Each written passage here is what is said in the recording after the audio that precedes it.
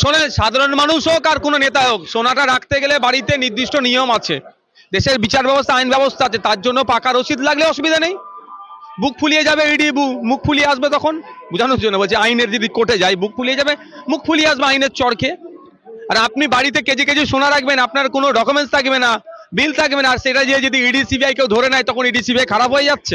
বাংলা মুসলমানদের Mecca Medina, Bangla হিন্দুদের দক্ষিণেশ্বর বেলুর মঠ। আমি দেখে নিয়েছি যে এনারা ভুলভাল বেশি বকে।